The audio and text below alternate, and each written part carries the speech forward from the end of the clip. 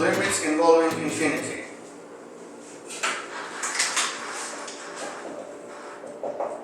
Limits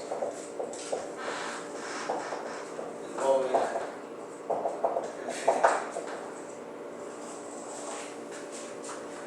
For example, consider the following limit.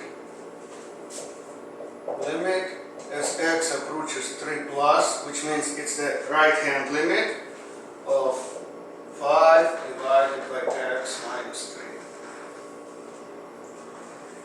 This limit looks like a regular one-sided limit that we have already studied, that I already explained. Let's try to do it numerically.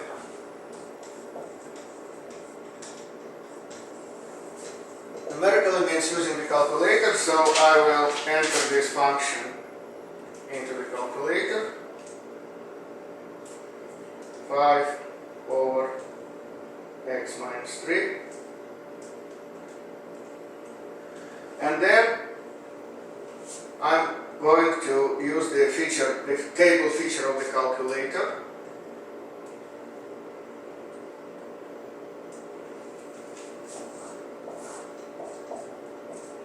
And since x approaches 3 plus, that means x approaches 3 and being a little bit larger than 3. So x takes values like 3.1, 3.01, 3.001, 3.0001, and I'm trying to enter all these x values into the table on the calculator, and I see the following. So when I enter 3.1, the answer is 15. When I enter 3.01, the answer is 500.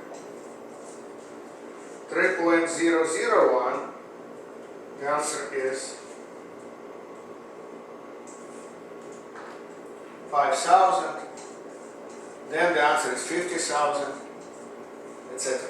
So it's quite easy to see what the pattern of the function values is. So they increase by 10. But the question is not about the pattern. The question is whether these function values approach a certain limit value. And if they do, so we call it the value of this limit. In fact, if you just watch those values 50, 500, 5,000, etc., they become bigger and bigger. So these function values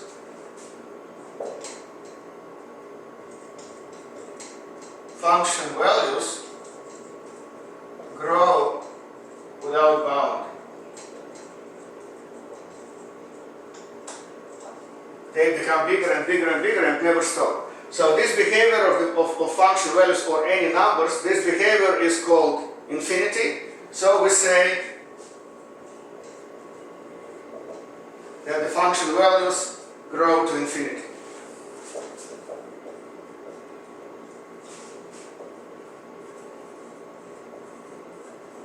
Grow to infinity.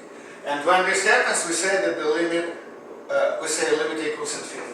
In fact, it's not the same as saying that limit equals a finite number such as 2 or 12 or anything. Limit equals infinity does not mean that the function values approach or come close to infinity. In fact, infinity is not a number at all. So function values cannot approach infinity.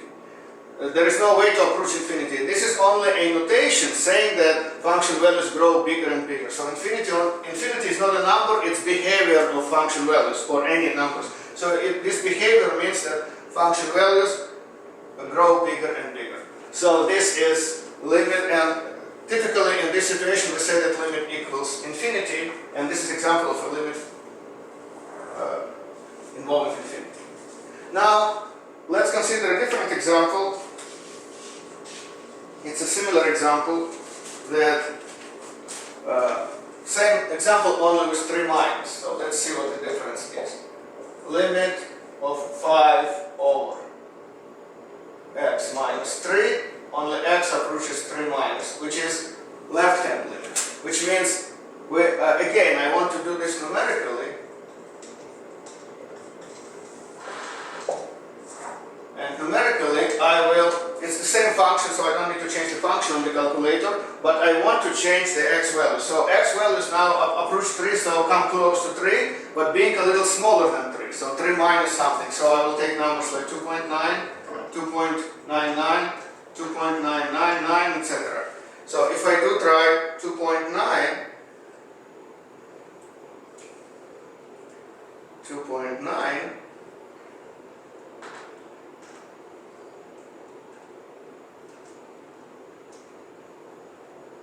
So the answer is negative 50. And then negative 500 and negative 5,000. Again, those numbers grow large, but this time they grow large and negative. Still they grow without bound. So function values grow large and negative. Large, negative, without bound.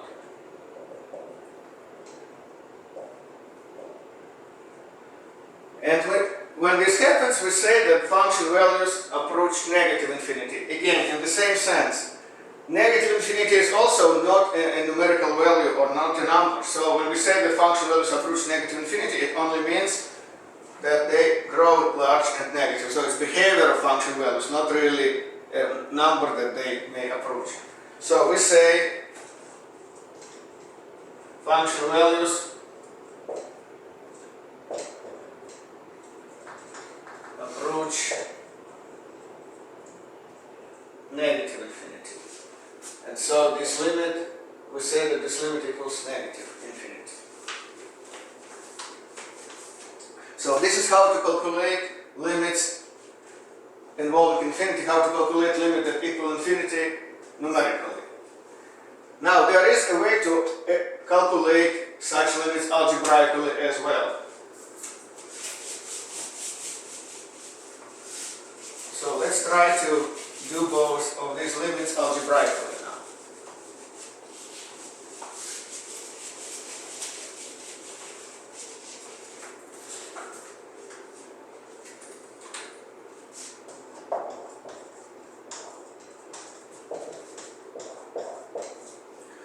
And algebraically means that first thing we want to try is since x approaches 3, we want to try to plug in x equals 3. And this is a single formula.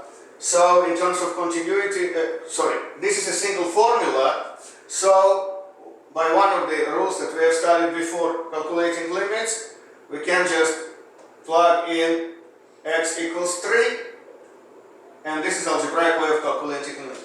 But in this case, it will be different. So if we do plug in x equals 3, then it will end up 5 over 0. Now what is that over 0?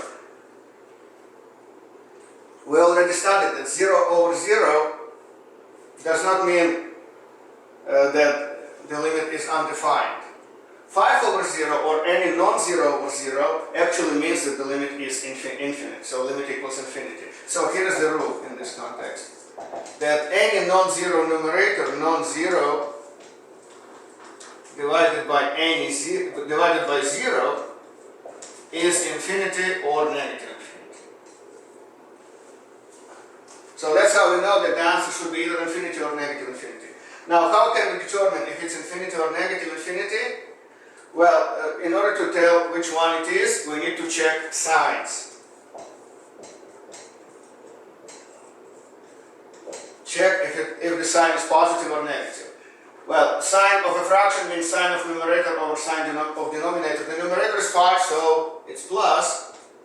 With the denominator, it's a little more complicated. You may say the denominator is 0, and 0 has no sign, but it's actually more complicated than that.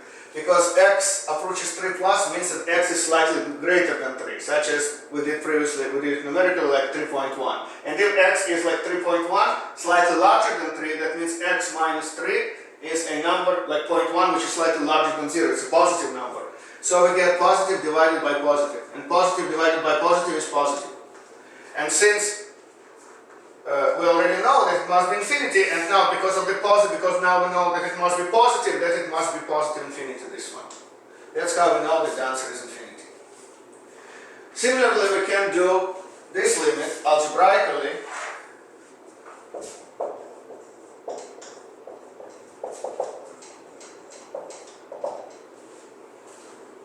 Same thing. So first we plug in x equals 3, and since it's the same formula, so it's the same result. So plug in x equals 3, and we get 5 over 0, and again we can apply the same rule. Non-zero over 0 means infinity. Non-zero, when the numerator is not a 0, the denominator is 0, is infinity or negative infinity. Again, we need to decide which one it is, and for that again we check signs.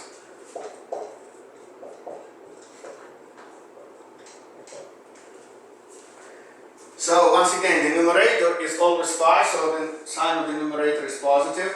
The sign of the denominator should be checked by looking at x value. So x approaches 3 minus means x approaches 3 on left hand limit, so it's slightly smaller than 3. That means x takes values like approximately 2.9 or 2.99, and when you subtract 3, when you plug it into the denominator, 2.9 minus 3 is negative 0.1. 2.99 minus 3 is negative 0.01, so it's always negative.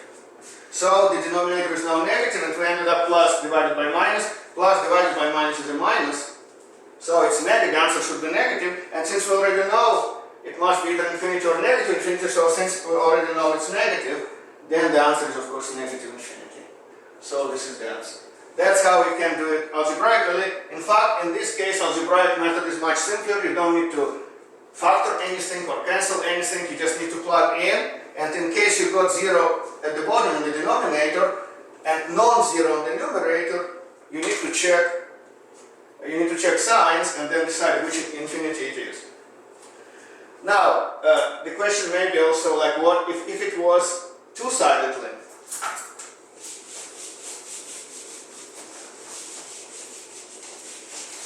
So, if it is limit as x approaches 3, 5 over x minus 3.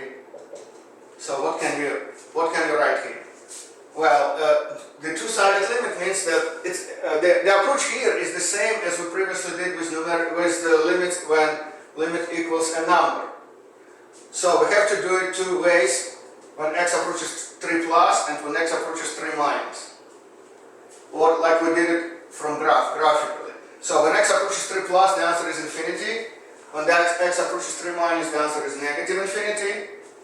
And these two are not matching, so they are not the same, and therefore this limit undefined, DNE or undefined.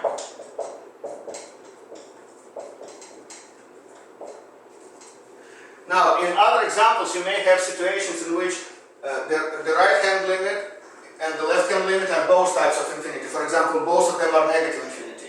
And if this is the case, in a different example, then this is negative infinity and that is negative infinity, then this will be negative infinity as well. So we don't say undefined, we say negative infinity. Or if they both are positive infinity, then we put positive infinity here as well. So the approach is the same as if we got a number for both one-sided limits. So this is how we calculate limit when limit equals infinity.